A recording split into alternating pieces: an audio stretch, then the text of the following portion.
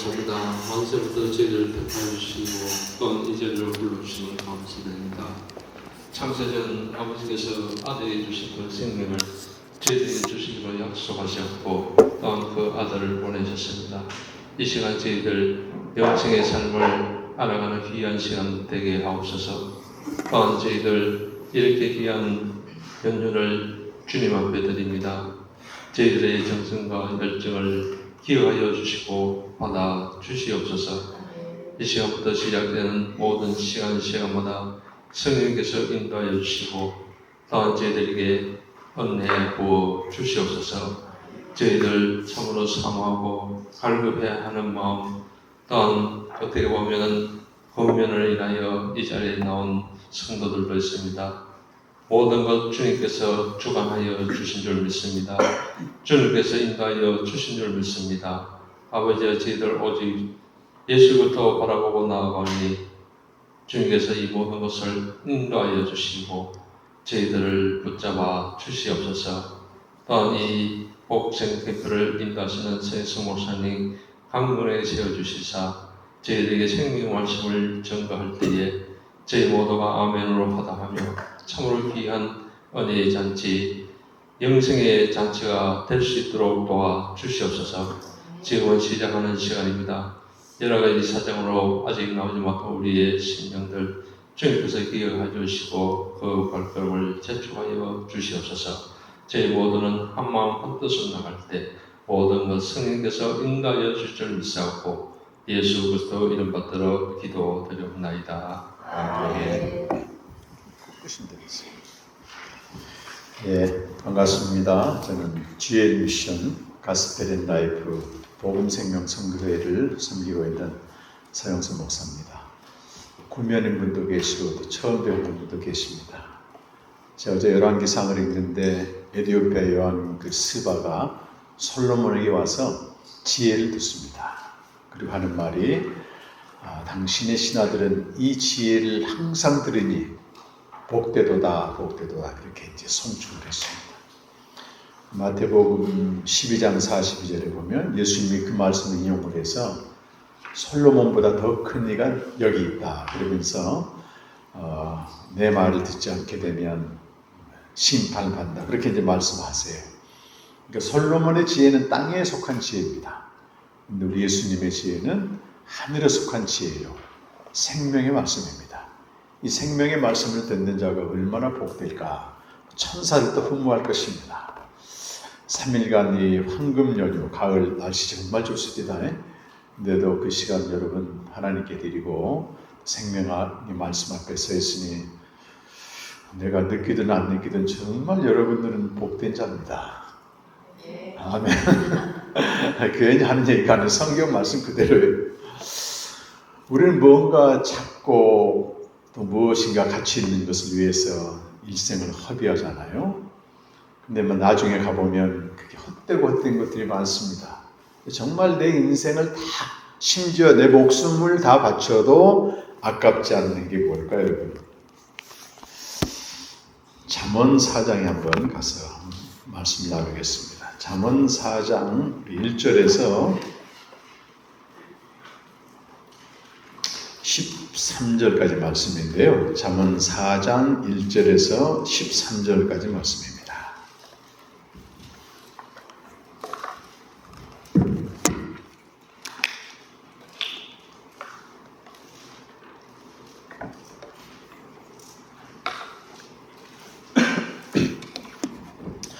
자, 구약성경 914페이지인데요. 한 절씩 교독해 보시겠습니다. 아들들아 아비의 훈계를 들으며 명철을 얻기에 주의하라.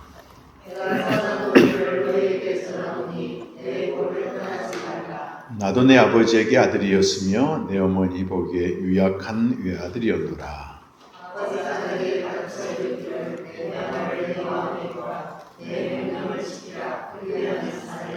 지혜를 얻으며 명철을 얻으라. 내 입의 말을 잊지 말며 어기지 말라. 지혜를 버리지 말라. 그가 너를 보호하며 그를 사랑하라. 그가 너를 지키리라. 지혜가 제일이니 지혜를 얻으라. 내가 얻은 모든 것을 가지고 명철을 얻을지니라. 그를 보니까 그가 너를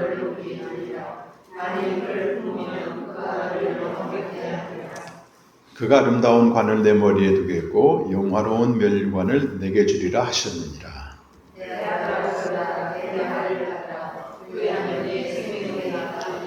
내가 지혜로운 길을 내게 가르쳤으며 정직한 길로 너를 인도하였은즉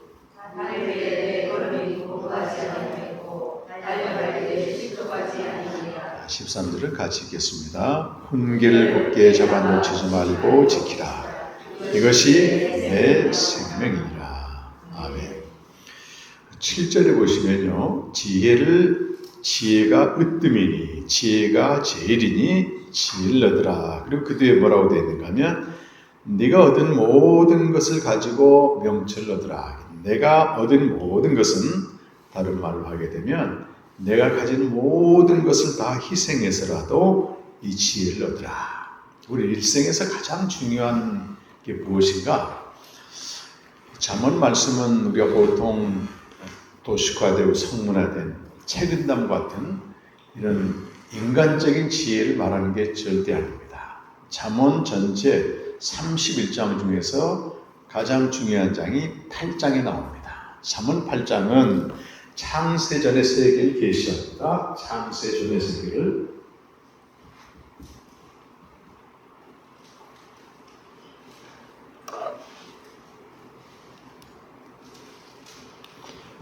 지혜가 얼마나 중요하길래 자기의 가진 모든 소유를 다 팔아서 얻을 만큼 중요한 것인가.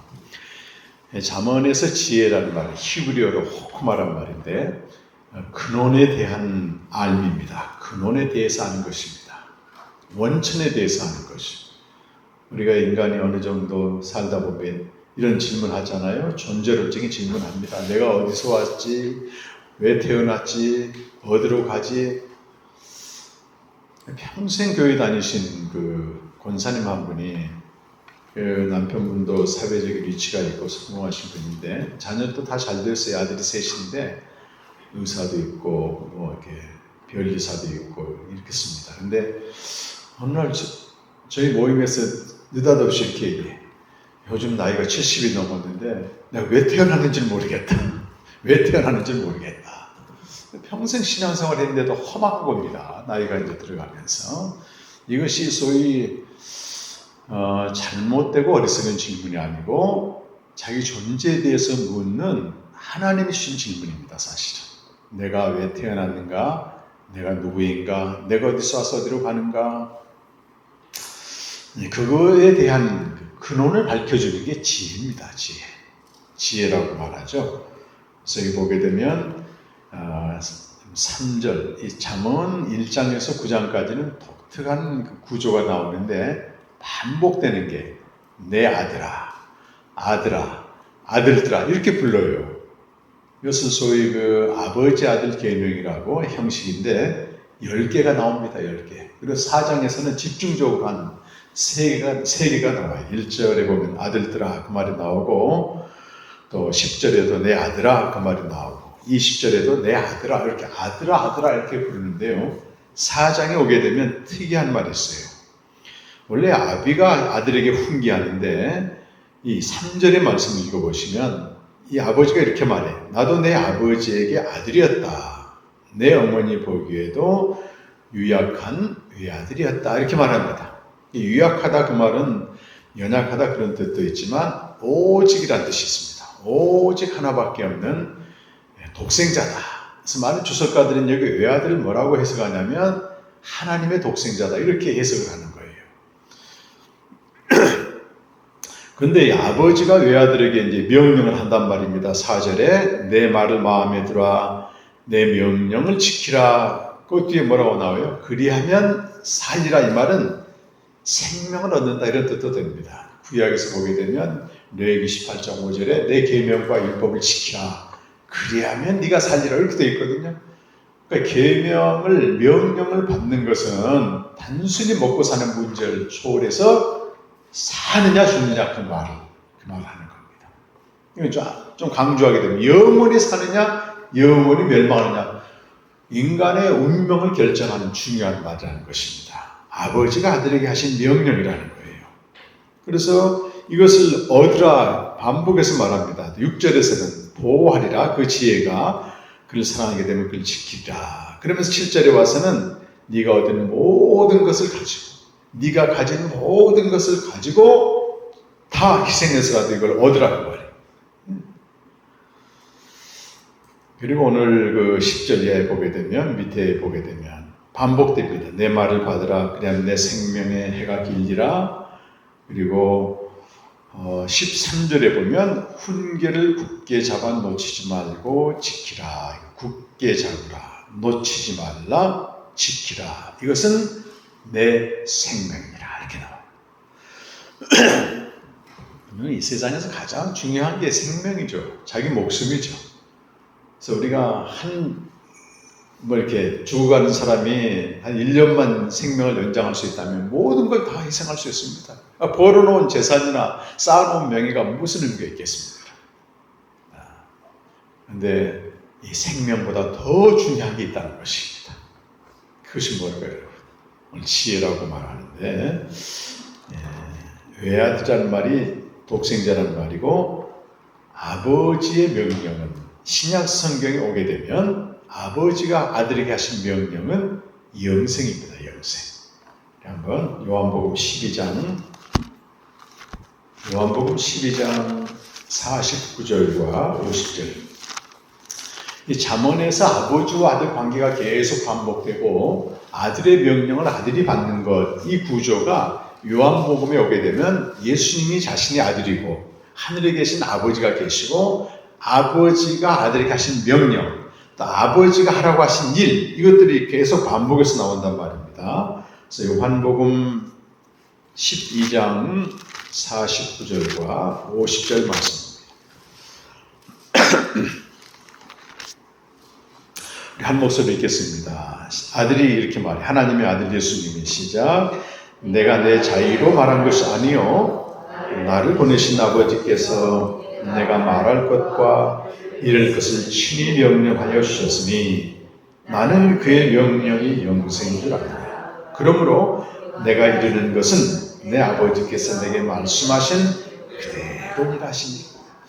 여러분, 하나님의 아들은요 꼭두각시는 아닙니다. 그러나 아버지께서 하라고 하신 말씀을 그대로 했다고 하는 거, 순종이죠.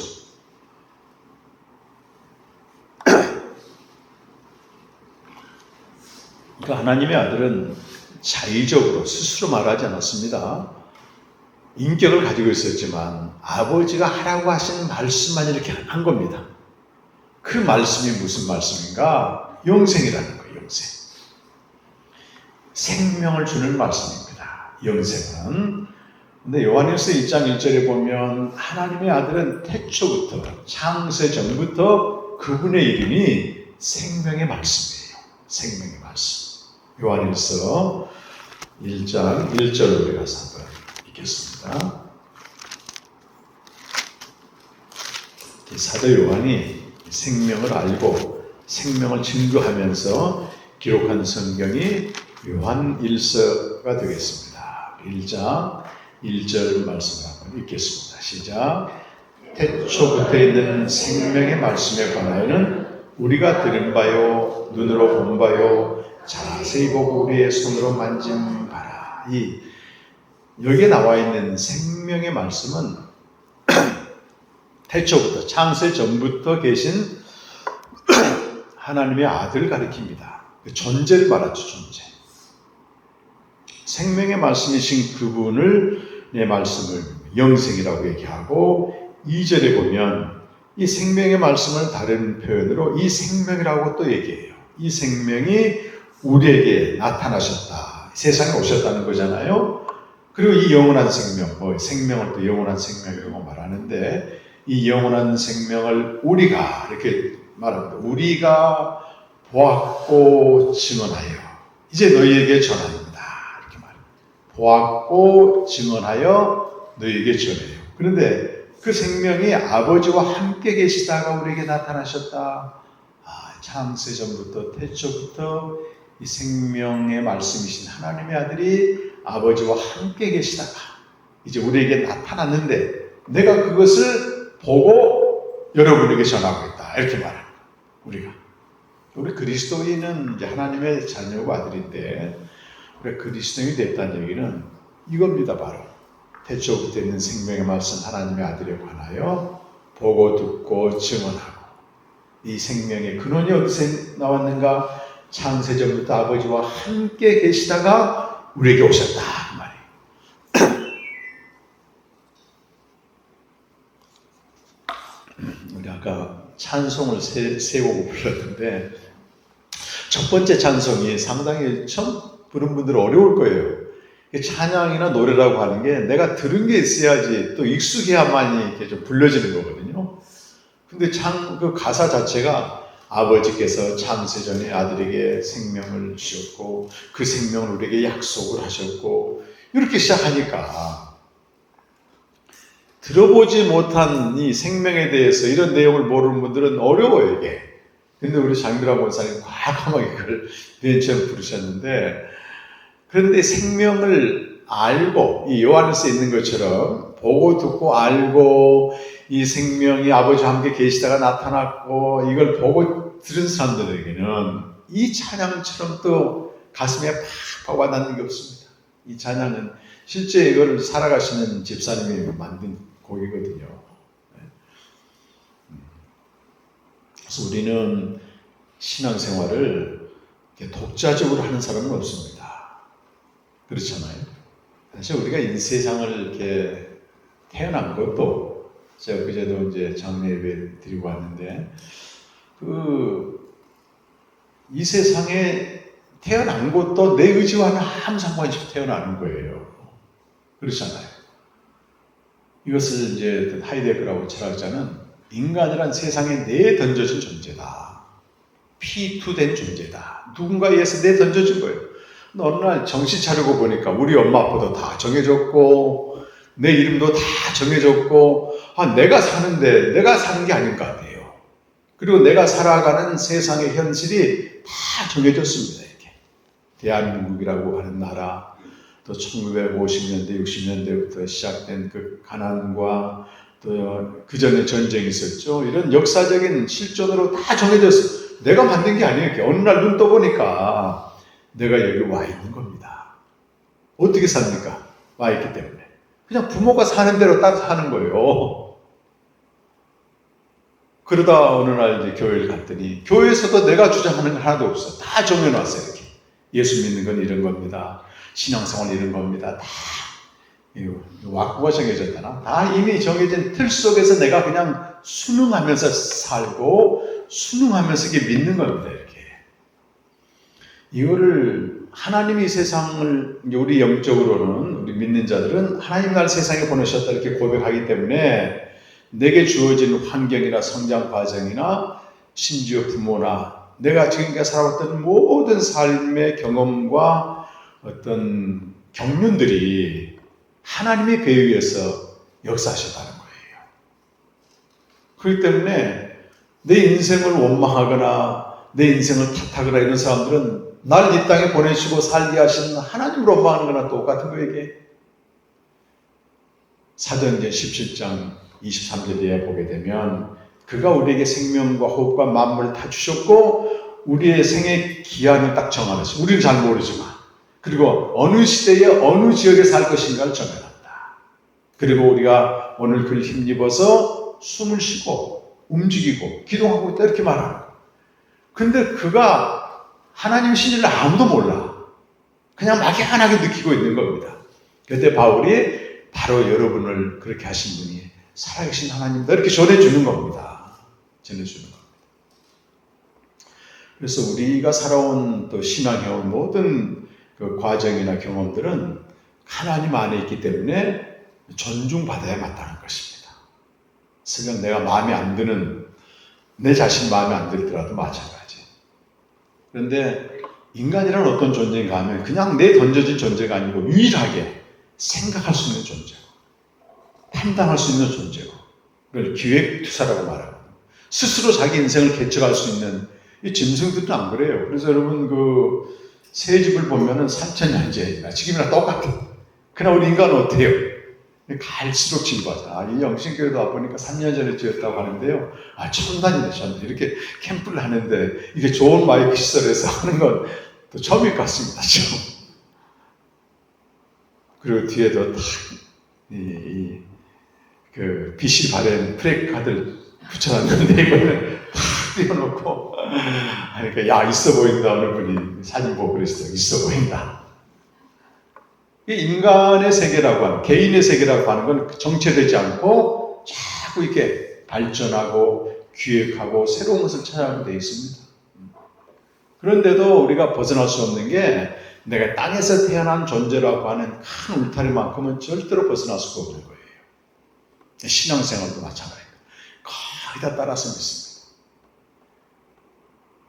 그래서 우리 한국교회 지금 140년 됐습니다만 이분들이 어떻게 믿었는가 따라 믿는 거예요. 그냥 그게 또 맞는 줄 알아. 그러다가 어느 날 우리 안에 성령이 있기 때문에 목마름이요. 목마름이. 이게 정말 믿는 게 뭘까? 이 질문을 하게 되면요. 정말 이게 복된 사람입니다. 안 그러면 그야말로 싱글인간처럼 따라 믿고 따라 행하고 따라 살다가 어디로 가요? 끝에는 어디로 갈지도 몰라요. 그래서 크게는 교회 바운더리 안에 있지만은 지금은 이제 문명 시대가 아니고 계몽화된 시대이기 때문에 우리가 성경을 직접 읽고 판단할 수 있는 이 지혜와 계시형을 우리 안에 주셨단 말입니다. 그런데도 그걸 안 하게 되면 오롯이 그 책임이 우리 개인에게 돌아오는 거예요. 이건 뭐 교회 책임, 목사님 책임 돌릴 수도 없습니다. 그래서 3일 동안에 이런 캠프를 통해서 정말 내가 믿는 신 하나님이 과연 누구신가? 내가 믿는 또 예수는 누구신가? 이 원천에 대한 근본적인 질문을 하게 되면 다른 것들은 사사로운 일이 되어버리고 말아요. 정말 중요한가? 그랬잖아요. 여러분이 갖고 있는 모든 것을 다 팔아서라도 진짜 지혜를 사라. 그만큼 중요하기 때문에 그 얘기를 하는 것이죠. 그래서 이 요한일서 이 말씀도 보게 되면 생명, 영원한 생명이라는 말씀들인데 우리가 믿어온 모든 총체적인 그 결론을 전이해라고 말하고 그 전이해는 누구나 존중받아야 되는 거예요. 그래서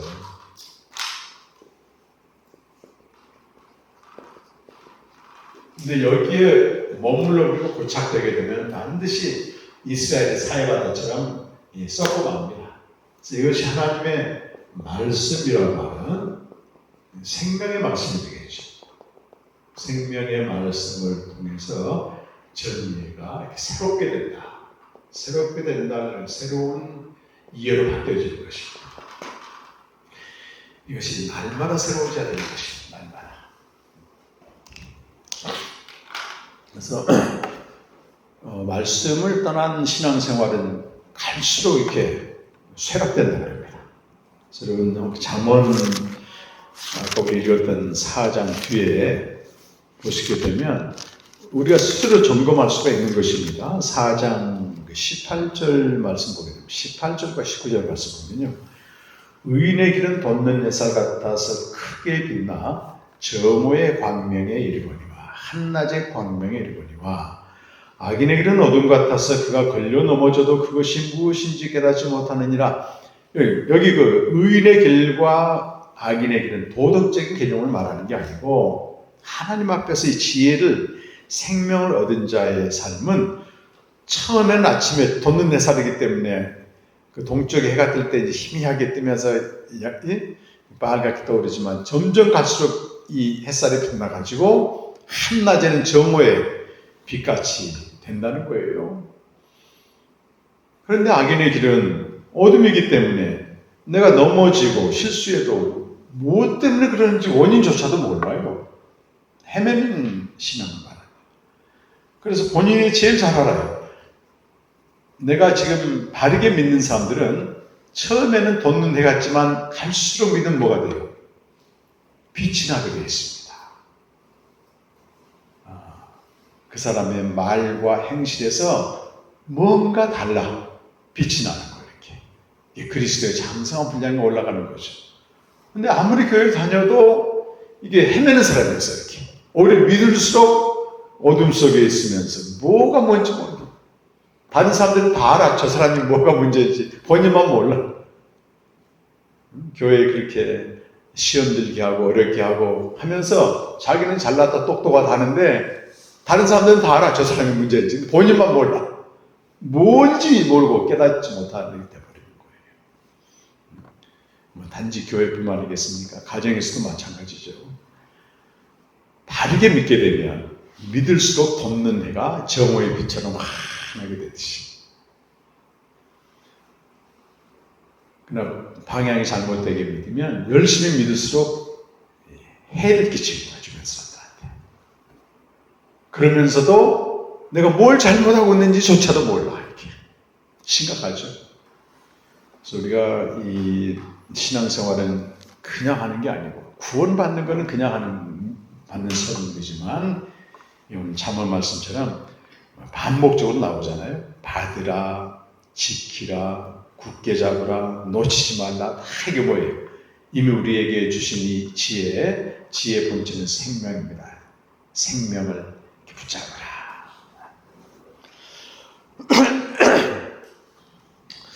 잠언 우리 8장에 가면 이 잠언에서 가장 중요한 장이 8장이거든요. 8장은 의인화된 지혜를 말합니다. 지혜를 인격화시킨 거예요. 그래서 17절 말씀 보면 지혜가 이렇게 말합니다. 나를 사랑하는 자들이 나의 사랑을 입을 것이며 나를 간절히 찾는 자가 나를 만날 것이다. 의인화된 지혜를 말합니다. 22절의 말씀.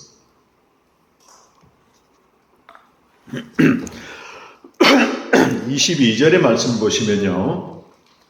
23절, 24절, 25절 반복적으로 나오는 말씀이 나를 가지셨으며 또 내가 세움을 받았나니 24절 끝에는 내가 이미 났으며 25절 끝에도 이미 났으며 났다는 말이 계속 나오죠.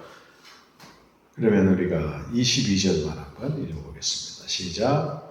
여호와께서 그 조화의 시작 곧 태초부터 일하시기 전에 나를 가지셨습니다. 태초부터 일하시기 전에 그 말은 이 세상을 창조하기 전에 여호와께서 나를 가지셨다라고 번역되어 있는데 원문에는 나를 낳으셨습니다. 그러니까 여호와께로부터 태어난 자가 누구예요? 창세 전에. 예? 우리는 예수님이라고 말하지만 창세 전에는 말씀으로 계셨고 아까 우리 생명의 말씀이란 말 기억나죠?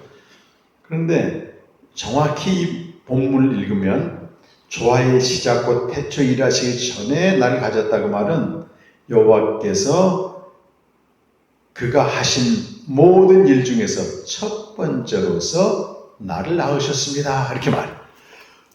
하나님이 하신 첫 번째 일은 아들을 낳으신 거예요. 아들을 낳으신 거예요. 첫 번째 일이라고. 지혜로 인격화된, 의인화된 지혜는 하나님의 아들 말하며 나왔기 때문에. 그리고 23절, 24절 반복적으로 내가 태초부터 이 세상을 지으기 전에 낳았다. 창세 전부터 하나님께 낳은 바 된 아들이다. 우리 30절, 31절은 하나님께 낳은 바 된 아들이 아버지와 어떤 관계성 속에 있었는가 그걸 말씀하고 있어요. 30절과 31절 말씀 같이 한번 읽겠습니다. 시작. 내가 그 곁에 있어서 창조자가 되어 날마다 그의 기뻐하신 바가 되었으며 항상 그 앞에서 즐거워하셨으며 사람이 거처할 땅에서 즐거워하며 인자를 기뻐하였느니라. 여기 내가는 지혜 하나님의 아들 말하고 그 곁이란 말 누구 곁을 말하겠어요? 나를 낳으신 아버지 곁에서 창조자가 돼요. 예수님이 창조자가 되셨고 날마다 그의 기뻐하심 하나님의 기뻐하신 바가 되었으며 항상 그 앞에서 즐거워했다고 말해요. 항상 아버지 앞에서 즐거워했다 그 말을 다른 번역본을 읽으면 춤추며 기뻐했다는 표현이에요. 춤추며 기뻐했다.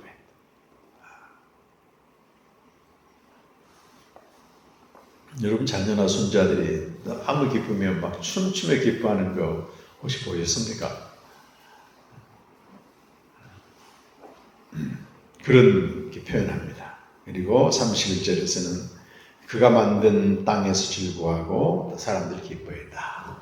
그 지혜 하나님의 아들이 뭐겠습니까, 여러분? 35절과 36절에 보면 지혜에 대해서 이렇게 말해요. 우리와 어떤 관계가 있는가 이제는 같이 읽겠습니다. 35절과 36절. 대저 나를 얻는 자는 생명을 얻고 여호와께 은총을 얻을 것입니다. 그러나 나를 잃는 자는 자기의 영혼을 해하는 자라. 나를 미워하는 자는 사망을 사랑하는 거예요. 그러니까 이 지혜 있는 아들을 얻는 자는 뭘 얻는다고 되어 있어요? 생명을 얻는다 말이에요.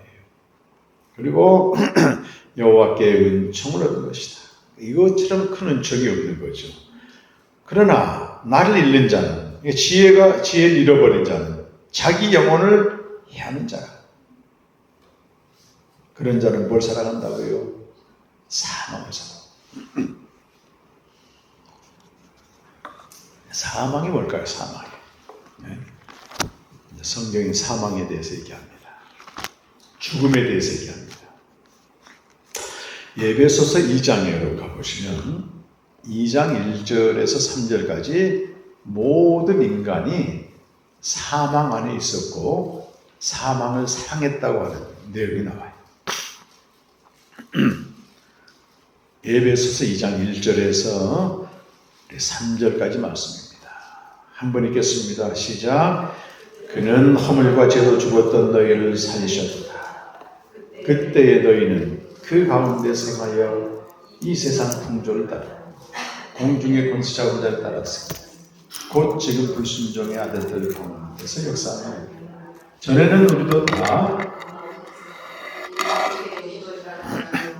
육체와 마음에 원하는 것을 하여 다른 이들과 같이 본질상 진노의 자녀였다. 이게 모든 인간이 허물과 죄로 죽은 상태에 있었다는 것입니다. 우리도 거기서부터 이제 구원받았다는 얘기인데, 허물과 죄로 죽은 사망 가운데 있는 인간이 사는 방식은 이 세상 풍조를 따르게 되는데, 영적으로는 공중의 권세 잡은 자의 지배를 받는다는 거예요. 그 공중의 권세 잡은 자들은 불순종의 아들, 하나님을 알지 못하고 하나님 말씀 없이 살고 하나님을 떠나 사는 이들 가운데서 활동하고 있는 겁니다. 지배하고 있는 겁니다. 그래서 어떻게 삽니까? 그런 사람들은 육체의 욕심을 따라 사는 거예요. 육체의 욕심을 따라 산다. 정상적인 사람들은 자기가 원하는 걸 이루기 위해 살잖아요. 그리고 뒤에 보니까 육체와 마음의 소원을 원하는 것을 위해서 살아가는 겁니다. 여러분, 이 세상에서 성공하는 사람들이 누구예요? 이 세상에서 성공이 뭡니까? 자기 마음과 육체가 원하는 것을 이루는 것을 성공이라고 말해요. 돈을 많이 벌든지, 예를 들어서 뭐 자녀가 잘 된다든지, 이게 나쁘다는 개념이 아닙니다, 여러분. 여러분의 마음의 소원이 뭐고 여러분 몸의 소원이 뭐냐 그 말. 돈 벌면 조금 더 편한 데 살고 싶으니까 좋은 아파트 가는 거고 좋은 차 사는 거고 그러잖아요. 그걸 뭐 다 그렇게 사는데 그걸 갖다가도 뭐 이거 아니거든. 사람들이 사망 가운데 있다고 하는 것은 자기 소원을 이루는 삶인 것입니다. 순박하죠, 어떻게 보면. 근데 영적으로는 이게 엄청난 사건이다. 영적으로는 자기 소원 성취가 성공한 삶이라고 얘기하는데, 교회도 막 보면요, 기도 제목 내면 소원 성취라 이게 기도 제목이 대부분. 근데 소원을 성취하는 그 삶은 영적으로는 공중의 권세 잡은 자의 지배를 받고 있고, 하나님께는 본질상 진노의 자식이다. 근데 우리가 다 그렇게 살았다는 것이잖아요, 지금. 눈이 떠져야 됩니다. 이럴 때 이 영적으로 죽은 자가 소원을 성취해서 얻은 번영, 악한 자의 형통을 풀어하지 않게 되는 겁니다, 여러분. 모르니까 당연히 그렇게 사는 거지. 그 요한일서 2장 15절 이하 보게 되면 이런 사람들의 특징은 하나님을 사랑하는 게 아니고 세상을 사랑하는데, 세상을 사랑한다는 말 거꾸로 얘기하면 아까 우리 잠언에 있는 말씀처럼 사망을 사랑하는 삶이야. 생명이 없기 때문에 육체의 정욕과 안목의 정욕과 이생의 자랑, 이거 이상 없습니다. 그 이상 뚫고 나가지 못하는 거예요. 근데 가보면 뭔가 공허와 절망이 기다리고 있는 거예요. 그래서 애벌레의 삶과 똑같습니다. 애벌레가 그렇게 살잖아요. 애벌레가 하루 종일 빈둥빈둥 놀다가 어느 날, 야, 이렇게 살면 안 되겠다 싶어서 가봤더니 다른 애벌레들이 너무 열심히 막 탑을 쌓으면서 막 올라가더라는 거예요. 그러니까 자기들 거기에 합류해서 막 올라갔답니다. 다른 애벌레 짓밟고. 각 정상에 가봤더니 아무것도 없어, 아무것도. 다 이제 선각자들이 다 얘기해 놓은 겁니다. 어떤 사람들은 인생 끝까지 살아봐야 안다. 자기가 살아봐. 근데 이미 살아본 사람들이 많거든요. 솔로몬 같은 경우 전도서 보게 되면 정말 전도서는 좋은 교훈 같아요. 원하는 걸 다 이루었어요. 소원 성취 다 했습니다. 지혜도 얻었고 명예도 얻었고 하는 사람마다 이 성공을 했습니다. 부인도 한 1000명 뒀으니까 왕이었습니다. 뭐라고 마지막에 얘기해요? 애벌레 삶과 똑같아. 올라가 봤더니 헛되고 다. 이게 사망의 인생들입니다. 사망의 인생.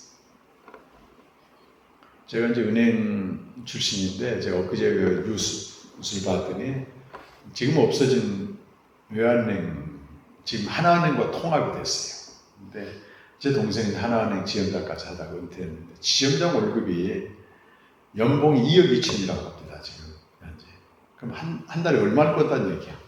한 2천만 원 버는 거잖아요. 티끌만큼도 부럽지 않습니다. 저는. 뭐 하겠습니까? 그거 가지고. 저는 중간에 나왔지만 우리 친구, 아주 막연한 친구가 있었어요. 총각 때 결혼하기 전에 이 친구랑 둘이 여행도 가고 뭐 죽자 사자 우리는 결혼하지 않고 너랑 사자 이럴 정도로 친한 그 영희라는 친구가 있었는데 한 20년 만에 만났어요. 제 살고 있는 동네 그 지역장으로 가 있더라고. 그 인천에. 그때는 이제 그래서 제가 이제 20년 만났는데 야, 그 친구를 만나면 옛날로 이렇게 타임테이블이 돌아가더라고. 목사 그런 거 없어. 야, 영서가 영이라 그러고 있는데 내가 이제 물었지. 야, 요즘 지점장 월급 연봉이 얼마 되냐 했더니 한 1억 5천 된대. 그때 당시에. 그래서 야, 그럼 너 이거 부족하듯이. 그때 제가 수익이 한 정식적으로 고정적으로 들어온 수익이 한 50만 원 됐거든요. 눈꽃만큼도 안 벌었습니다. 뭐겠습니까 이게? 진짜가 있다는 거, 진짜가 있다는 거. 보는 세계로 다 사람들을 판단합니다, 여러분. 보이지 않는 세계를 보게 되면 그렇게 마음과 육체에 원하는 걸 그대로 이루는 소원 성취의 삶은 공중의 권세 잡는 자의 지배를 받아요. 마치 미끼처럼 다 줍니다, 좋은 거. 마지막에 사망으로 처박아 버리는 거예요. 슬피 울고 일가 안죠. 그 인생 끝이라는 게. 그리고 영적으로 보게 되면 하나님께는 본질상 진노의 자식으로 살고 있다고 하는 겁니다. 교회 안에도 눈을 뜨지 못하게 되면 기도 제목이 전부 소원 성취라 이게. 육체와 마음에 원하는 것을 이루기 위해서 하나님을 믿는데 하나님이 수단이 되어버리는 거예요. 이거는 신앙의 전통상 어쩔 수 없는 것입니다. 그래서 우리가 성경을 읽어야 돼요. 성경을 읽어야 돼요. 내가 지금 구하고 있는 게 사망을 사랑하고 있는 자들이 구하고 있는가? 아니면 내 안에 그 무엇과도 바꿀 수 없는 이 세상 모든 부활 다 팔아도 좋을 만큼 이 그 참된 지혜인 생명이 내게 있는가? 이거 달라집니다. 전혀. 그래서 삶의 가치관과 방향과 내용이 완전히 달라지기 때문에 이런 사람들은 뭐예요? 찬송하죠, 찬송. 가장 두드러진 게 찬송의 제사예요. 그래서 사도 바울이 하늘에 속한 신령한 복인 생명을 얻고 나서 그 감옥, 지금 감옥은 상당히 대우가 좋습니다만 당시의 감옥은 그 파충류나 오지 흙 속에 집어넣지 굶어 죽어 대부분. 그러니까 바울처럼 신앙이 좋았던 사람도요. 그 빌립보 성도들이 그 감옥에 있는 자기를 위해서 먹을 걸 갖다 주고 돈을 갖다 주니까 너무 고마워가지고 내가 큰 기쁨으로 기뻐한다면서 빌립보서를 쓰는 겁니다. 그 인간이 육체를 가지고 있기 때문에 어쩔 수 없는 거잖아요. 그런데 그 에베소서를 보게 되면 감옥 안에 있는 바울이 감옥 밖에 있는 성도들에게 제일 먼저 드린 게 찬송의 제사예요. 찬송의 제사. 찬송하리로다. 우리 주 예수 그리스도의 아버지 하나님이 하늘에 속한 신령한 복을 우리에게 주셨잖아요. 땅의 복이 아니라고 이거는. 땅의 복은 소원 성취예요. 육체와 마음의 원하는 게 이루는 삶이에요. 그걸 가지고 자랑하는 거예요. 이렇게. 그 창세전에, 창세전이란 말이 거기 다 튀어나옵니다. 그리스도 안에서 우리 선택하셨다. 그의 사랑 안에서 거룩하고 의미 없는 그의 자녀가 되도록 하기 위해서 그 기쁘신 뜻대로 예수 그리스도로 말미암아 하나님의 아들들이 되게 하셨으니 이는 그의 사랑하시는 자가 누구예요? 그리스도 안에서 거저 주신 영광스러운 은혜를 찬송하게 하리라. 히브리서 13장 15절 보면 우리가 드릴 제사는 제물이 아니고 예수로 말미암아 항상 찬송의 제사를 하나님께 드리는 것입니다. 아, 너무 멋지잖아요. 진짜를 알게 되면 감옥 안에 비참한 자, 그가 감옥 밖에 자유로운 이들에게 찬송의 제사를 던지는 겁니다. 에베소에 거기 나오는 1장 3절부터 6장 6절까지의 찬송은요, 공통적으로 전부 뭐가 들어가 있는가 하면 그리스도 안에서, 그리스도로 말미암아 다 그리스도 안에서 들어가 있어요. 우리가 우리 자신을 보게 되면요, 실망하고 낙심할 수밖에 없는 존재예요, 우리는. 근데 그가 영생의 복을 얻었다, 생명이 있다고 알고 에베소를 딱 읽어보게 되면 그리스도 안에 있는 나를 새롭게 보는 겁니다. 그리스도 밖에 있는 나는 비참해요, 저는. 왜냐하면 그래서 막 찬송이 터지는 거예요. 진짜를 보게 돼요.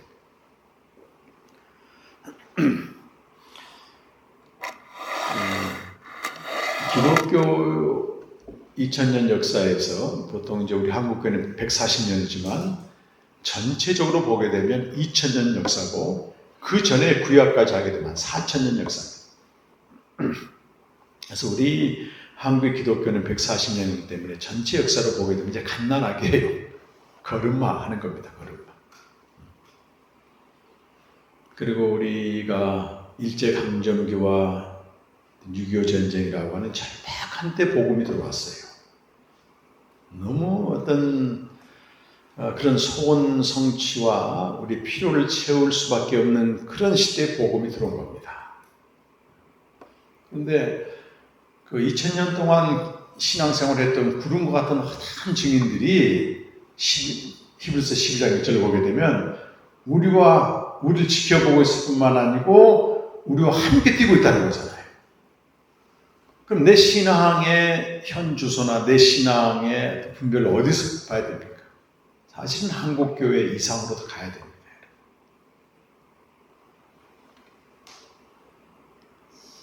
영원한 것, 하늘에 속한 것, 생명, 그것은 항상 있었습니다. 그런데 지역 종교와 토착화된 기독교는 다 없어졌습니다. 우리 한국교회도 140년이지만 다음 세대를 장담하지 못해요.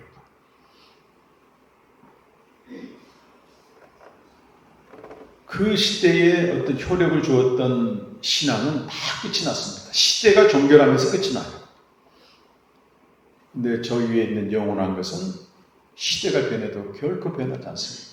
신선도, 돋는 해로 시작해가지고 갈수록 이렇게 빛이 나잖아요.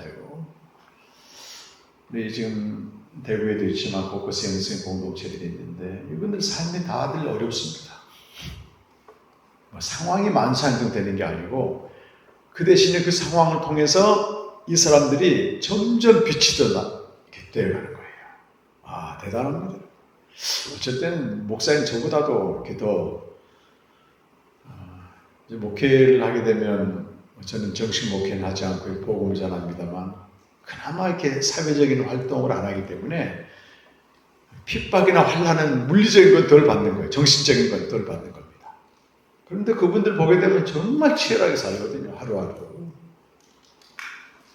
2달치 먹을 게 없어. 딱 1달치 먹을 게 있는 거예요. 우리 그 집사님 한 번 지난 서울 전에 만나서 얘기하는데 아이들 3달 데리고 사는데 딱 그날 먹는 거. 근데 얼마나 이 가정인 매일 예배 드리면서 충만한지 뭐 기쁨을 얘기하는데요. 난 걱정이 돼가지고 아들 같아가지고 했는데 초월합니다. 아이들이 그걸 그대로 물려받아서 산다고 말이죠.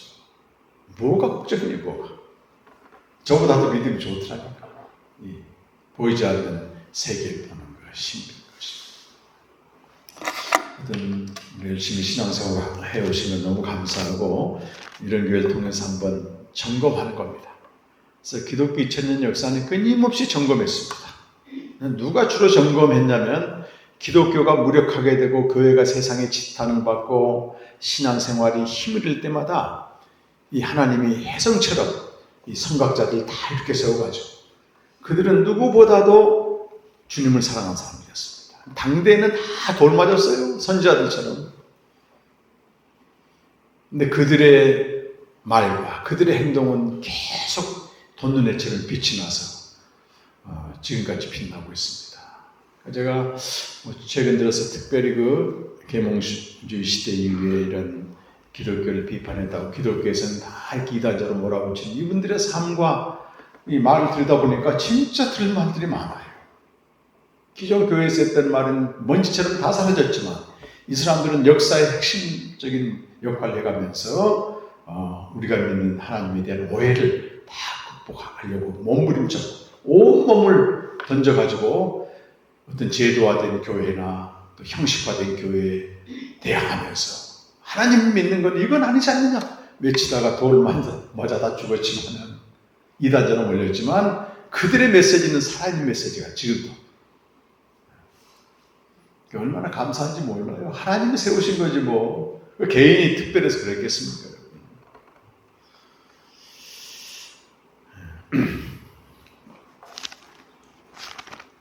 한 달 전에 제가 존경하는 선교사님 한 분이 계신데 이분은 정말 영적인 분이십니다. 네.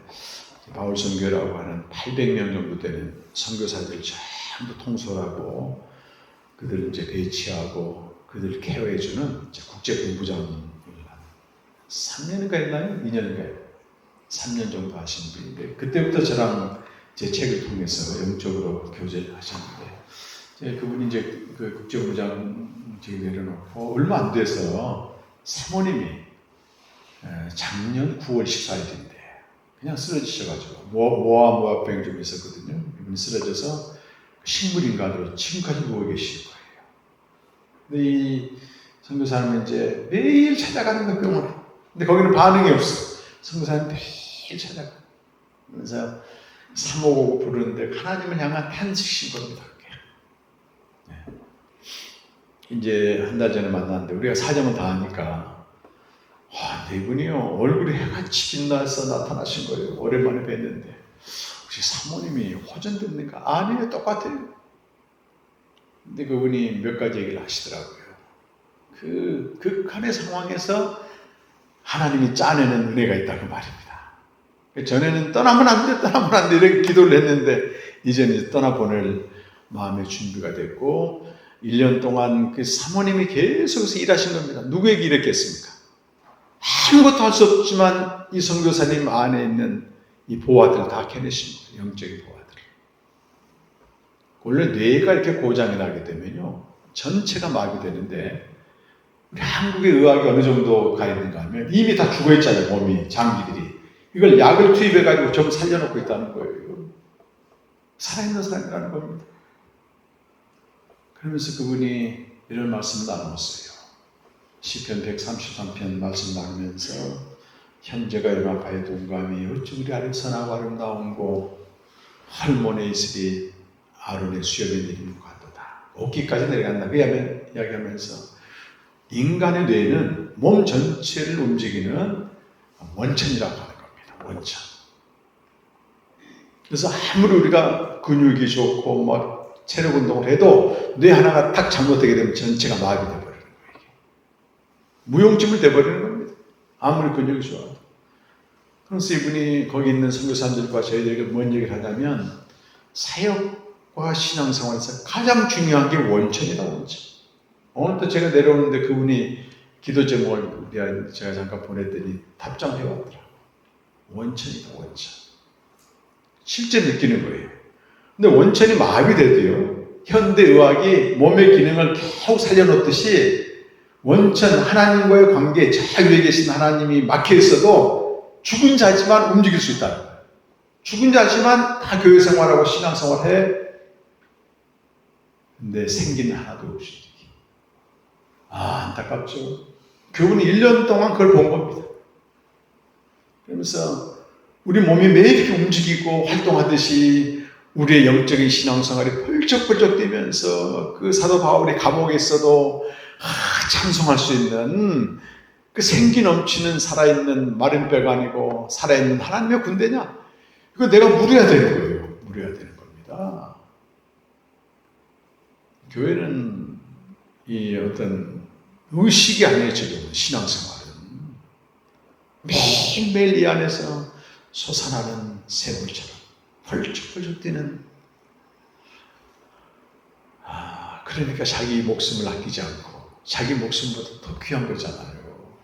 저는 목사가 됐을 때 이런 세계를 모르다가 2008년도 지금부터 벌써 이제 2008년도 15년 됐나? 가짜는요, 흉내만 내다 맙니다. 근데 2008년 4월부터 시작된 주님과의 생명의 교제가 펄쩍펄쩍 뛰는 게 지금도 오늘 새벽에도 한 3시 반부터 일어나서 말씀 앞에서 주님과 교제하는데요. 눈물이 나는 거예요. 제가 2009년 9월 달에, 이번이 149국이잖아요. 근데 그때 일기를 시작했습니다. 아무것도 잘 몰랐을 때입니다. 근데 이 안에 저 기쁨이 막 차고 넘친 거예요. 정확히 뭘 알아서 가르친 게 아니었고.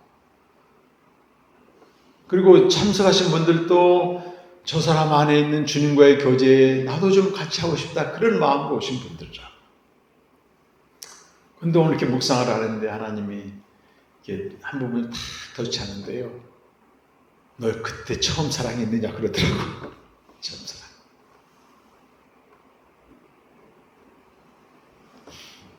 그때는 뭐 성교회라는 조직도 없었고 이렇게 뭐 지부도 없었고 맨 땅에 헤딩하면서도 뭐가 뭔지 모르는 그런 이 속에 솟구치는 기쁨이 있어요.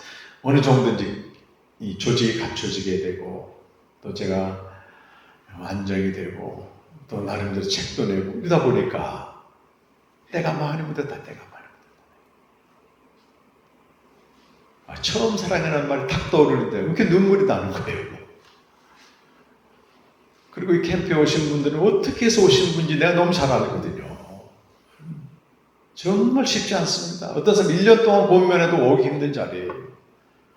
요한복음 6장 44절 보게 되면 아버지께서 이끌지 않냐면 생명의 말씀으로 나올 자가 없다.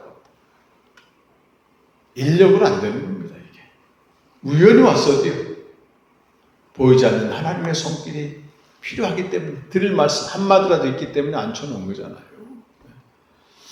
근데 나는 이들을 어떻게 영접하고 있는가, 이게 탁 건드려지니까 이 깊은 곳에서 하염없는 눈물이 나더라고요.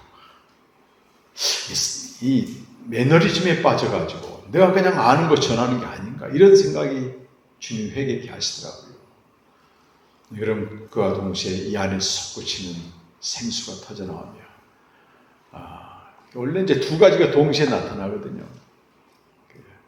깊은 회개와의 통함과 동시에 하나님이 알 수 없는 그 기쁨을 주십니다. 그래서 여러분들 정말 기쁨으로 맞이하게 되고, 이곳에서 쓸데없는 얘기하지 말고 아버지가 아들이 주신 인간적으로 이게 염려가 돼. 이거 처음 듣는 분들이 이해할까? 그거는 내 문제가 아니라는 거예요. 아버지께서 아들에게 하라고 하시는 그 명령만 전하면 되지. 네가 왜 내가 할 일까지 하느냐 그러면서 들을 수 있는 자는 듣게 하시더라고요. 얘기하시더라고요. 너무 참 회개도 하고 기쁨이 감사하고 저를 위해서 그랬겠어요. 오신 여러분들 위해서 하나님 많으십니다. 원천입니다. 원천. 하나님의 아들은 자기를 계시할 때 제일 먼저 원천에 대해서 말씀하여요. 기원에 대해서 말씀하십니다. 여러분. 기원이 열려야 되죠. 요한복음 3장 15절, 13절, 14절, 15절이 기원이고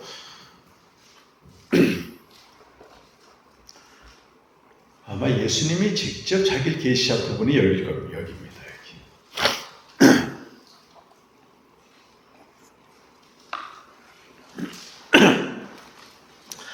자, 3장 13절 말씀은 기원을 계시하신 거고 우리가 예수님에 대해서 많은 사람들로부터 소개를 듣습니다. 주로 이제 목사님들이나 신앙의 선배들에게 소개를 받습니다. 네, 간접은 다 간접 소개고 직접 소개를 받는 겁니다. 예수님이 직접 자기를 소개하신 말씀, 신학적으로는 자기 계시입니다. 예수 그리스도의 자기 계시는 13절, 14절, 15절에 툭 나와요. 이 계시를 받아들고 계시를 받고 16절에 사도 요한이 송축하는 겁니다. 그러니까 3장 16절은 우리가 너무 잘 알고 있어요. 하나님이 세상을 이처럼 사랑하사 독생자를 주셨으니 이는 그를 믿는 자마다 멸망치 않고 영생을 얻게 하시면 화장실 가도 이런 게 붙어있더라고요. 한 번은 고속도로 화장실 가도 이것도 붙어있더라고. 너 붙여놨나 봐. 열심히 연신. 3장 16절은 송영이에요. 뭐에 대한 송영입니까? 예수 그리스도의 자기 계시에 대한 송영입니다. 그래서 우리가 예수에 대해서 안다 그 말은 예수님의 자기 계시를 영으로 깨닫는 건데 그 내용이 13절, 14절, 15절에 있는 것을 영으로 알게 되면 그때 비로소 16절에 송영이 나오는 거예요. 그래서 성경 전체를 한 권 세 절로 요약하면 이 안에 다 들어가 있습니다. 그러니까 아무리 예수님에 대해서 안다 해도 요걸 모르면 모르는 거고 요걸 모르면 모른다 그 말이 사람들이 예수님을 안다 할 때는 자기가 주체가 되어서 인식하는 겁니다.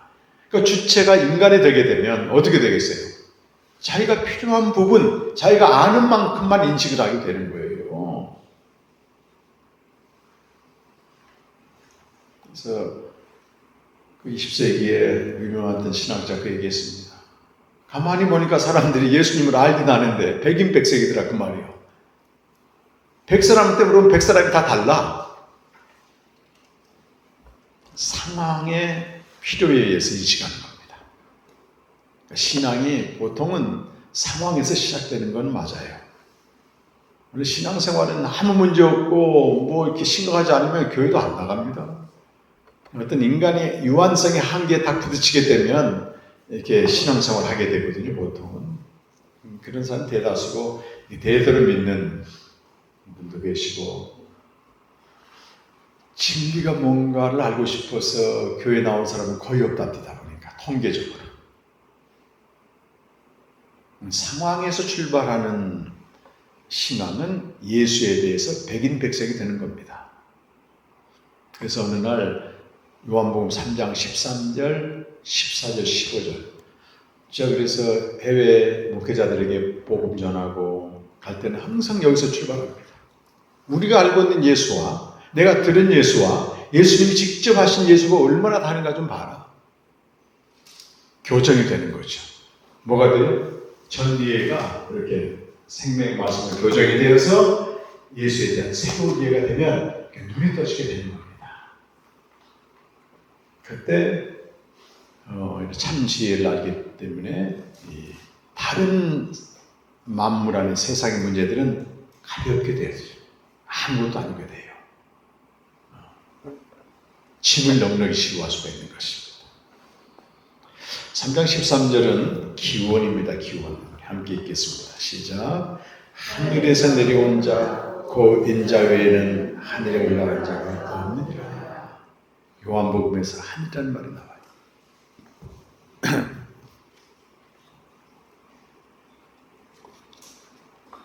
신약 성경에서 하늘은 세 가지 의미가 있는데 하나는 눈에 보이는 그 하늘이에요. 궁창입니다.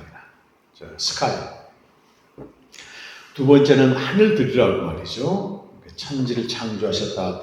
천 하늘들과 땅을 창조하셨다. 그러니까 하나님이 계신 세계와 인간이 계신 궁창 사이의 중간의 세계를 하늘들이라고 말합니다. 근데 요한복음에서 세 번째 하늘은 이 창조 이전의 만물 위의 세계를 하늘이라고 말해요. 창조 이전의 세계, 시간으로 말하게 되면 만물 위의 세계를 말합니다. 그리고 3장 31절 보면 세례 요한이 예수님에 대해서 제일 먼저 소개하실 때 세례자 요한이 기원에 대해서 소개를 합니다. 함께 읽어보겠습니다. 3장 31절은 3장 13절을 좀 더 구체적으로 계시하는 거예요. 시작. 위로부터 오시는 이는 만물 위에 계시고 땅에서 난 이는 땅에 속하여 땅에 속한 것을 말합니다. 하늘로부터 오신 이는 만물 위에 계시다니 여기 주목할 단어가 하늘이라는 말과 만물 위가 같은 세계라고 하는 겁니다. 그리고 이걸 다른 말로 하게 되면 위의 세계다. 이게 대조가 되는 거죠. 하늘의 반대 개념은 뭐겠습니까? 오늘 나오잖아요. 31절. 땅에서 난 이는 예수님만이 하늘로부터 오신 이고 모든 인간은 땅에서 났다.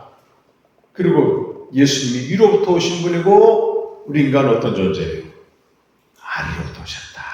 8장 여러분 적어놓으시고 8장 23절에 가보면 예수님이 여기서 이렇게 말씀하세요. 23절과 24절 말씀이에요. 함께 읽겠습니다. 8장 23절 24절 시작. 예수께서 이르시되 너희는 아래에서 났고 나는 위에서 났으며 너희는 이 세상에 속하였고 난 이 세상에 속하지 아니하였느니라. 그러므로 내가 너희에게 말하기를 너희가 너희 죄 가운데 죽자 하였노라. 너희가 만일 내가 그인 줄 믿지 아니하면 너희 죄 가운데서 죽자. 여기도 기원에 대해서 말씀합니다. 여기 말씀의 대상은 유대인들을 가리키는데 하나님 믿는 사람들이에요. 그런데 기원이 너희는 어디다? 아래에서 났다. 나는 하나님의 아들은 위에서 났다. 너희는 아래에서 났다는 말은 이 세상에 속하였고 위에서 났다는 말은 세상에 속하지 아니했다. 그러면서 뭐라고 말해요? 아래에서 난 너희는 죄 가운데서 죽을 수밖에 없는 존재다. 근데 위로부터 나신 하늘에서 오신 그를 믿게 되면 믿지 않으면 그를 믿으면 뭘 얻는 거예요? 영생을 얻는 거죠.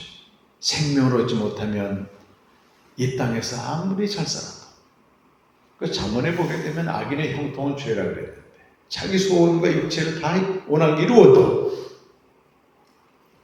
죽는다는 거. 멸망한다. 그래서 위와 아래에 자 다시 요한복음 3장 31절로 가보면 위로부터 오신 이가 우리 인간은 땅에서 떠났다.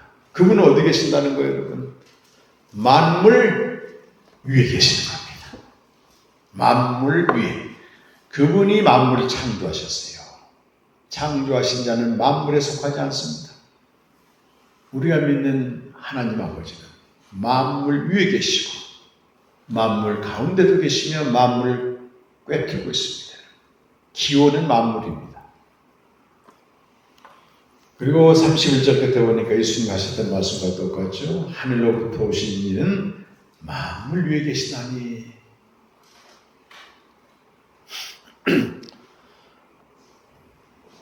그래서 3장 13절에 예수님의 기원은 만물 위, 하늘 위의 세계라고 하는 것입니다. 위의 세계에서 오셔서 위로 다시 올라가신 유일한 분이다. 14절 말씀은 그가 만물 위에서 왜 오셨냐는 거예요. 14절 말씀은 그가 하신 일입니다.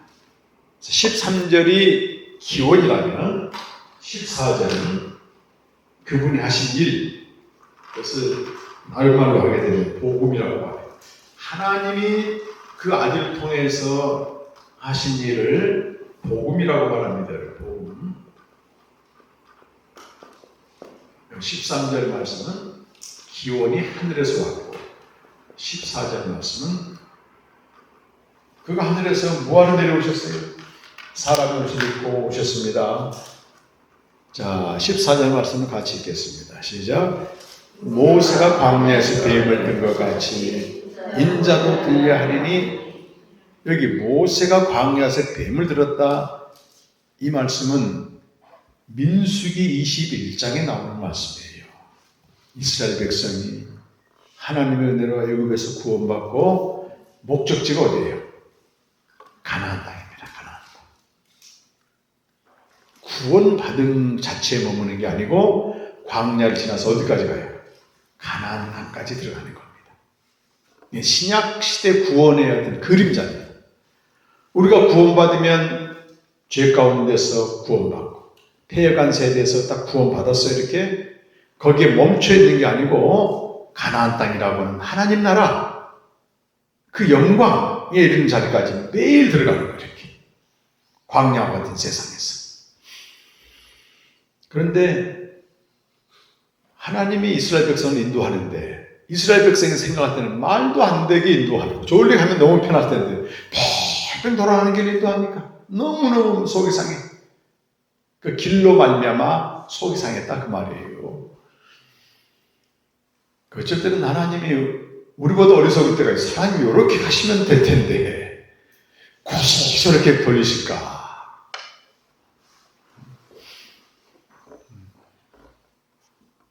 저도 그런 생각을 한번 했습니다.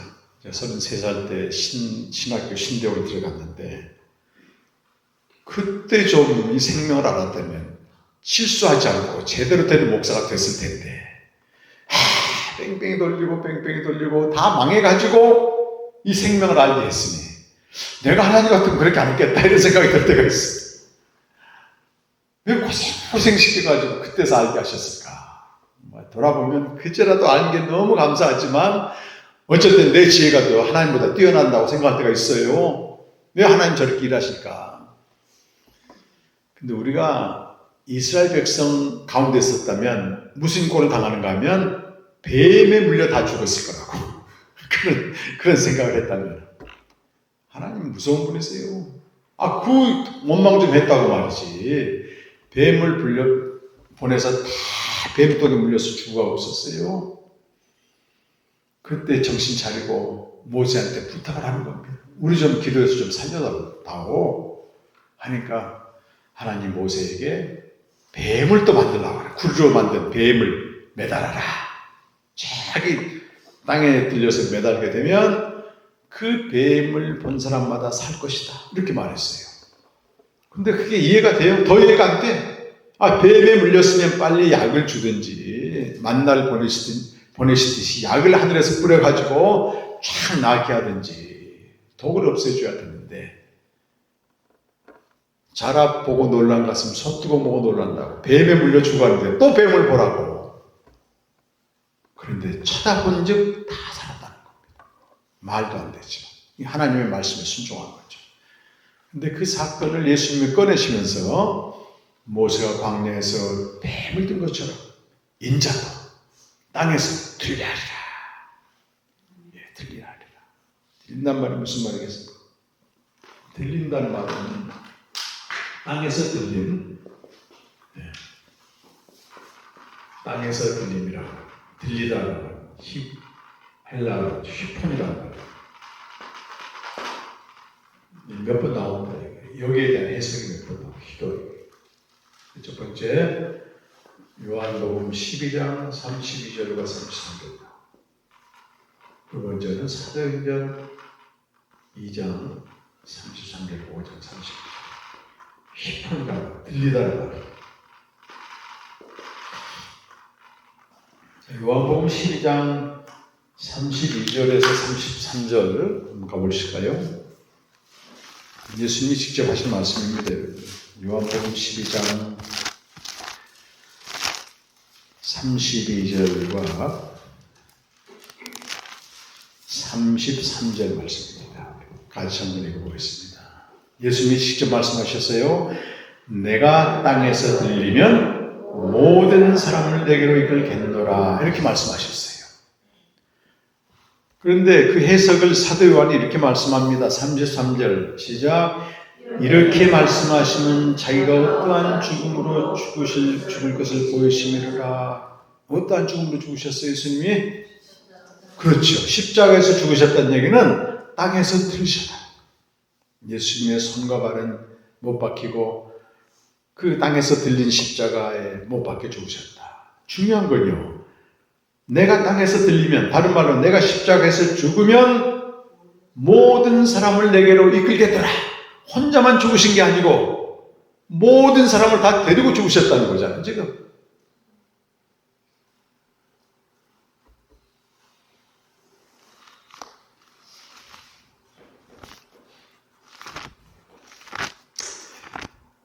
이 사도 바울이라고 하는 정말 주님께서 세우신 사도요 종인데요. 그 사도 바울 한 사람을 통해서 하나님이 팔레스티나 안에 있던 기독교를 전 세계 기독교로 만들어요. 너무 귀하게 쓰임받은 사람. 바울이 위대한 게 아니고 바울이 그렇게 사용하신 주님이 위대한 겁니다. 근데 바울이 어떤 사람이었습니까 원래? 급진적인 레디컬한 유대인이었습니다. 철저한 유대인이었어요. 철저한 유대인은 바리새인 중에 바리새인이라고 빌립보 3장 3절에 자기 소개하는데 뼛속 깊이 자기는 유대인이고 히브리인이고 바리새인이다. 그 말은 무슨 말이에요? 율법을 철저히 지켰다는 겁니다. 하나님을 뜨겁게 사랑했다는 얘기예요. 열심히 득심이었다는 얘기예요. 근데 그 열심으로 뭐였습니까? 빌립보 3장 6절 보면 내가 열심으로는 교회를 박해했다. 옛날 자기 소개를 하는 거예요. 왜 교회를 박해했습니까? 하나님께 대한 열심으로. 율법에 보면 가장 중요한 율법이 신명기인데 신명기 21장 23절을 보면 나무에 달려 죽은 자는 하나님이 저주해서 죽은 자라고 기록이 되어 있어요. 그러니까 예수님이 어디서 죽으셨어요? 나사렛 예수가. 나무에 달려 죽었거든? 그러면 예수라는 사람은 바울이 생각할 때 어떤 사람이에요? 하나님을 열심히 믿는 바울이 생각할 때는 하나님이 저주해서 죽은 자인 거예요. 그런데 하나님이 저주해서 죽은 자를 구원자라고 따르는 교회들이 저것들은 전부 없어져야 될 이달인 거예요. 그러니까 열심으로는 뭐예요? 그 교회를 박해하는 게 하나님께 대한 최고의 헌신이었어요. 나사렛 예수를 알긴 알았는데 자기 관점으로, 자기 중심으로, 육으로 안 겁니다. 육으로. 그런데 밤에서 가다가 꼬꾸라져가지고 뭐에 대해서 눈이 떠진 줄 아십니까? 제일 먼저. 예수가 하나님께서 저주해서 죽은 자는 맞아. 그런데 그는 자기 죄 때문에 저주받은 게 아니고 하나님께 저주받아 마땅한 모든 사람을 대신하여 죽으셨다. 이게 눈이 확 열린 거예요. 이렇게. 그러면서 동시에 어떻게 바뀌냐면 모든 사람들을 대할 때 저는 유대인으로서 선민 사상 가지고 저 이방인들은 개맞도 못한 인간들이다. 유대인은 선민 이랬는데 예수가 모든 사람을 대신하여 죽은 걸 깨닫고 난 다음에 모든 사람을 대할 때 저 사람도 예수가 대신 죽은 사람이구나. 그러면서 예수께 미쳐버린 겁니다. 그게 고린도후서 5장 13절과 14절에 나와요. 고린도후서 5장 13절과 14절.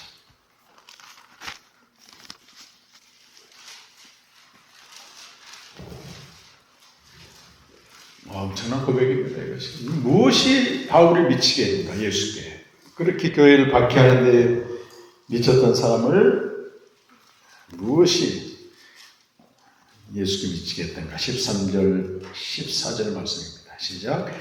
우리가 만일 미쳤어도 하나님이 한 것이요 정신이 온전하여 그리스도의 사랑이 우리를 강권하시는구나. 우리가 생각하건대 한 사람이 모든 사람을 대신하여 죽었습니다. 모든 사람이 죽은 것이라. 15절도 그가 모든 사람을 대신하여 죽으시면 살아있는 자들로 하여금 다시는 그들 자신을 위하여 살지 않고 오직 그들 대신하여 죽었다가 다시 살아나신 이를 위하여 살게 하라. 16절 그러므로 우리가 이제부터는 어떤 사람도 육신을 따라하지 않는다. 비록 우리가 그리스도도 육신을 따라하여서 이제부터는 그같이 알지 않는다. 17절 그런즉 누구든지 그리스도 안에 있으면 새로운 피조물이라. 이전 것은 지나갔으니 보라 새 것이 되었다. 여러분 예수님이 내가 땅에서 들릴 때 모든 사람을 내게 이르노라. 이거를 바울이 영어로 깨닫는 겁니다. 예수가 십자가에서 죽으실 때 한 사람의 모든 사람을 대신하여 죽었은즉 모든 사람이 죽었구나. 이 사실 믿는 자마다 15절 말씀 보니까 살아있는 자, 생명을 얻은 자가 되어서 다시는 그들 자신 위하여 살지 않고 그들을 대신하여 죽었다가 다시 사신 예수님을 살게 된다. 그러므로 뭐라고 되어 있어요? 우리가 이제부터는 어떤 사람도 육신으로 알지 않는다는 거예요. 왜? 어떤 사람도 예수가 대신 죽어주신 그 대상으로 안다는 겁니다. 그리고 그가 이 사실을 받아들이기만 하면 누구든지 어떤 사람이든지 그리스도 안에 있기만 하면 새로운 존재가 된다. 모든 사람에게 가능성을 주는 거예요. 그러니까 어떻게 이 복음을 전하지 않으면 미치는 거지. 그러니까 우리 인간이 볼 때는 저 인간은 진짜 희망이 없다. 이리 해도 그리스도 안에 있기만 하면 새로운 존재입니다. 다음 주 목요일 날 남부교도소 가서 이제 거기 갇혀있는 분들에게 말씀을 전하게 되는데 1년 전부터 날짜를 잡았어요. 그 이제 교정사역 하시는 목사님이 이제 전국에 다니면서 하시고 그분이 이제 원래 그 교정 공무원이었거든요. 근데 은혜를 받고 공무원을 은퇴하고 목사님이 되셔가지고 지금 70이 넘으셨는데도 얼마나 열정적으로 활동하는지 몰라요. 그래서 저한테 이제 1년 전부터 부탁해서 1년이 금방 가네요.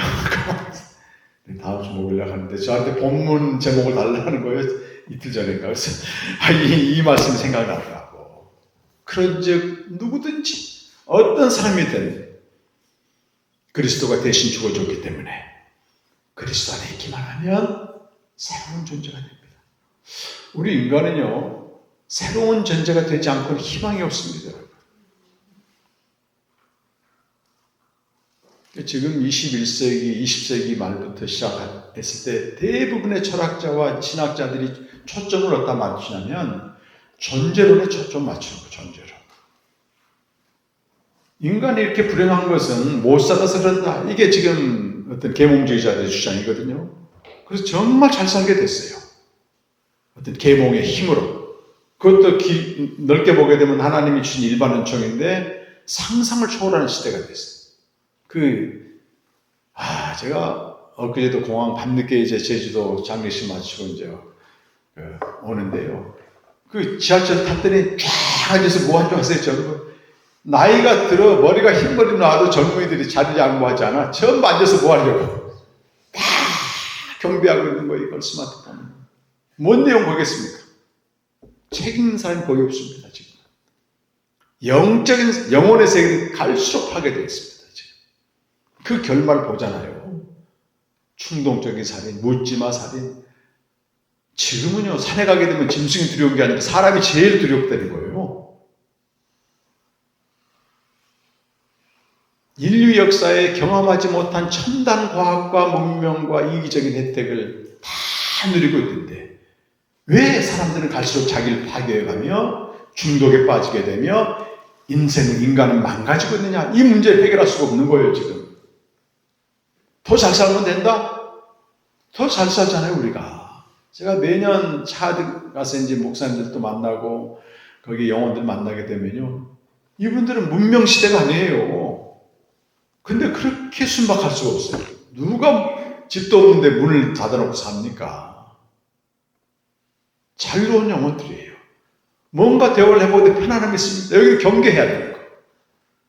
그만큼 잘 살게 됐지만, 이거는 존재물자고 하는, 우리가 더 많이 가지고 더 많이 누리는 이 존재물의 문제가 아니고 존재의 문제다. 이것을 다 꿰뚫고 있는 겁니다.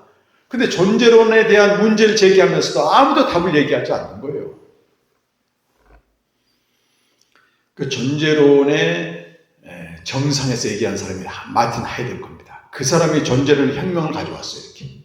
근데 그 앞에 탁 대고 같은 옆에 있는 신학교 이제 같은 학교에서 가르친 불투만이 뭐라고 얘기 던지냐면, 당신이 아무리 존재론에 대해서 연구해도 답은 성경에 있다. 고린도후서 5장 17절 얘기하는 거. 내용을 잘 알았는지 알지 못하지만 인간은 그리스도 안에 있기 전에는 희망이 없는 겁니다. 많이 가질수록 망가지게 되었습니다. 얼마나 이 생명이라고 하면 대신 죽어주시고 그 바울의 그 영성이 지금도 간절히 필요할 때입니다. 앞으로 AI 시대가 되면 더합니다. 이제 AI가 모든 걸 할 수 있는 시대가 옵니다, 여러분. 제가 저번에 목회자 세미나 AI 갔더니요, AI가 이제 카메라로 다 고쳐해가지고 성도들의 표정을 다 읽어내가지고 자동으로 목사님한테 출력을 해준대. 이분은 신방 가야 될 사람이다. 이분은 어디가, 그런 시대가 곧 온다는 거예요. 곧 온다는 겁니다. 근데 어떤 AI도 이 존재를 바꾸지 못해요. 결국 AI도 인간이 제공한 정보를 분석해서 그걸 통계 만들어서 제공하는 거잖아요. 만물 안의 세계를 넘어갈 수 없습니다. 이게. 가면 갈수록 존재라는 문제. 우리 인간 세계 보십시오, 여러분. 존재가 바뀌지 않는 희망이 없습니다. 아까 땅에서 들린다 그 말은 예수님이 십자가에 죽으실 때 모든 사람을 이끌고 죽으셨어요. 이렇게 이제 끝났다면 반쪽. 요 다음 2장 33절과 5장 31절은 그가 부활하셔서 높이 들리셔서 하늘로 올라가셨다는 얘기를 하는 거예요. 하늘로 올라가셨다. 그런데 모든 사람을 이끌고 죽으신 그분이 하늘로 올라갔을 때도 어떻게 했어요? 그를 믿는 모든 사람을 다 데리고 가신 겁니다.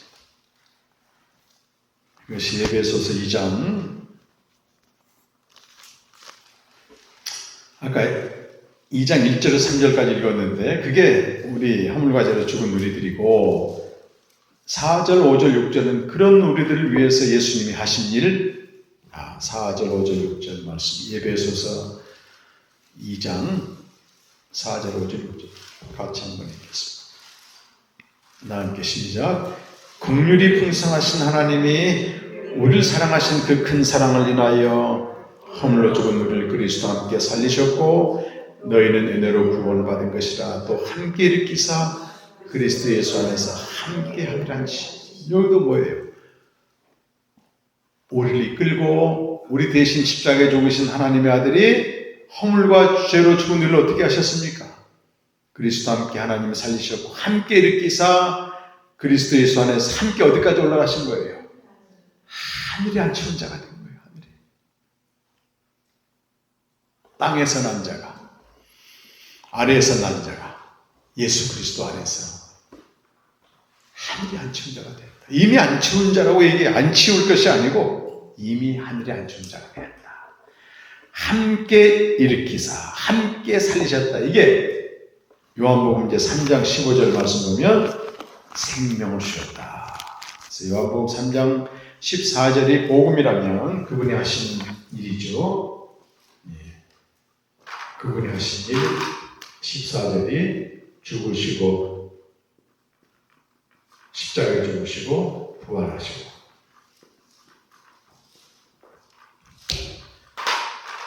요한복음 3장 15절 말씀. 이는 그 말은, 그 목적은, 그가 땅에서 들리신 목적은 15절 말씀 다시 읽어보세요. 이는 그를 믿는 자마다 영원한 생명, 영원한 생명을 얻는 게 궁극적인 목적이다. 기원이고 복음이고 여기는 생명을 얻는 거예요.